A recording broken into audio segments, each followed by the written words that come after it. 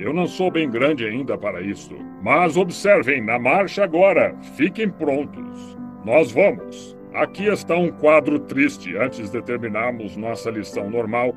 Encontra-se no versículo 38 ali. Ouçam. E subiu também com suas ovelhas uma mistura de gente. Aí está onde Israel se enganou. O sobrenatural havia sido feito.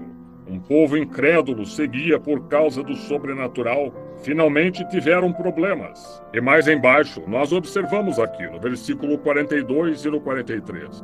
O Senhor, falando com Moisés, disse que ninguém, exceto os que foram sacrificados, podia comer do sacrifício. Ou melhor, exceto aqueles que haviam sido circuncidados. Nenhum estranho, nenhum forasteiro, ninguém deveria tomar aquilo exceto os circuncidados. E que desonra temos hoje, neste dia, queridos amigos, quando na igreja todos que pertencem à igreja tomam a comunhão. E isso é errado. Apenas os que são redimidos. Só esses são dignos. Isaías falou e disse: as mesas do Senhor estariam cheias de vômito. Disse: a quem ensinarei a doutrina? Aqueles que estão desmamados dos seios. Disse: mandamentos sobre mandamento, regra sobre regra, um pouco aqui e um pouco ali.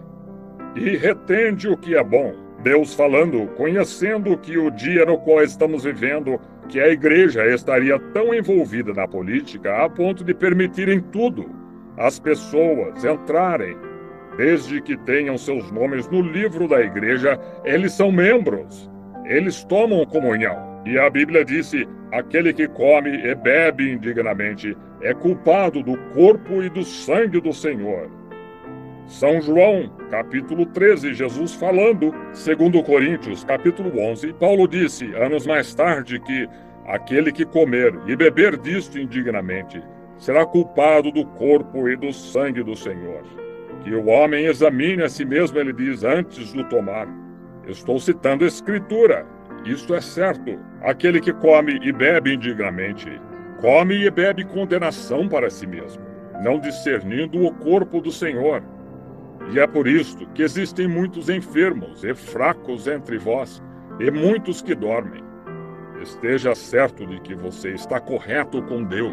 Aqui está em sombra que ninguém, exceto os circuncidados, não importa quão leal ele fosse, o quanto ele ajudasse a igreja judaica, ele tinha que ser um convertido, tinha que ser um verdadeiro crente circunciso antes de poder tomar a comunhão ou comer a Páscoa. Oh, quanto nos distanciamos da linha hoje. Agora vamos rapidamente, então. E Deus os tirou esta noite. Vamos voltar agora ao versículo 13 do capítulo 14. Deus lhes deu a coluna de fogo para ir adiante deles. Acho que estavam com a fotografia aqui hoje à noite. E eu digo isto com reverência. Em minha honesta opinião, enquanto estamos aqui nesse grupo esta noite, eu creio que isso está conosco esta noite. A mesma coluna de fogo que guiou os filhos de Israel está diante de nós, realizando os mesmos sinais e maravilhas. E qualquer professor aqui ou estudante da Bíblia sabe que o anjo que seguiu Israel e os guiou para a terra prometida foi o anjo do pacto, que foi Jesus Cristo. E hoje, Jesus Cristo, o mesmo ontem, hoje e eternamente, está seguindo diante deste grupo que vocês querem chamar de santos roladores, se desejarem. Correto? Seguindo em frente, guiando de vitória em vitória.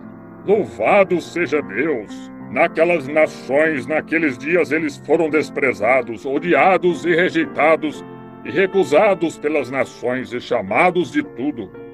Do mesmo modo é hoje com o verdadeiro crente. Vocês, nas suas igrejas, vocês sabem, quando tomam uma posição por Cristo e falam pela verdade, toda a igreja diz, olhe para ele perdeu o juízo, ele ficou louco.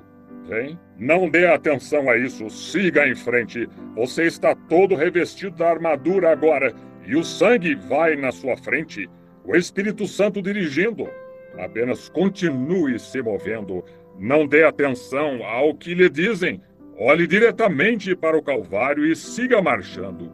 Um lindo tipo. Agora, eles tinham saído através e E agora observem, a redenção do sangue os tirou do Egito. Agora eles tinham que ter algo mais para levá-los para a terra. Agora eles estavam no começo.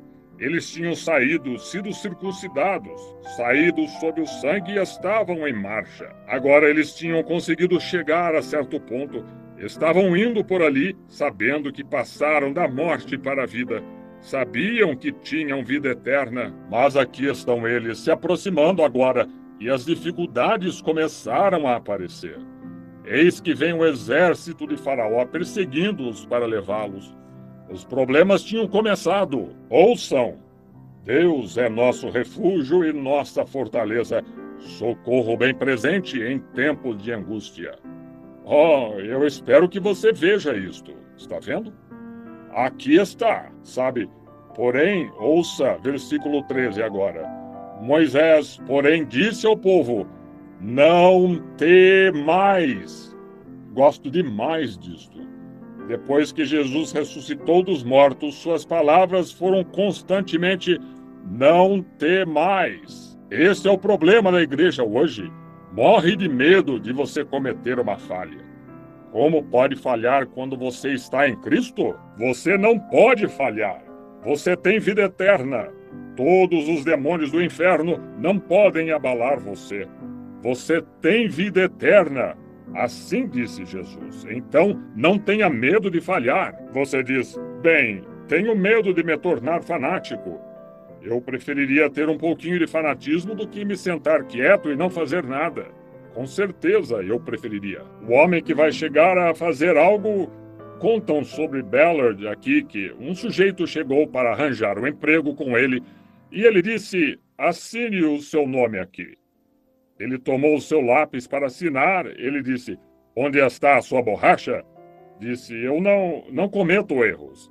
Ele disse: eu não posso empregá-lo. Você não vai fazer nada. Isto é certo. Se você não comete erros, você não anda fazendo nada.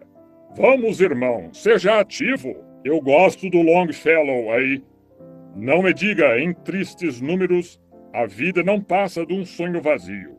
E a alma é um morto em descanso, e as coisas não são o que parecem. Disse: sim, a vida é verdadeira. A vida é realidade, e a sepultura não é o seu fim. Tu és pó, e ao pó tornarás. Não foi dito da alma: coloquemos mãos à obra, com coragem para qualquer luta. Não seja como gado guiado, parvo. Seja um herói. Não espere que as pessoas o persuadam a Cristo. Porte-se como um homem ou uma dama, aceite-o, e caminhe em direção à vitória. Amém. É isso o que Deus quer. Soldados fortes e preparados. Talvez você não pese 105 libras, mas, mesmo assim, você pode ser forte, irmão, e cheio de poder se você simplesmente deixar Deus ter sua maneira. Eu já vi homens que pesavam 200 libras e não tinha 1 grama de homem neles. Isto é certo. Pois bem, observem. Moisés disse ao povo: não temais, estai quietos e vede o livramento do Senhor. Isto é bom. Apenas siga marchando. Não tenha medo de nada. Se você aceitou a Cristo como seu Salvador, siga em frente. Irmão Branham, eu quero o batismo do Espírito Santo. Apenas siga em frente, não tema. Você diz: estou doente agora, irmão Branham. Não conseguirei chegar longe. Não esmoreça. Apenas siga avante. Veja a salvação do nosso Senhor, aceite-a. Apenas siga. Como vai ser? O médico me desenganou.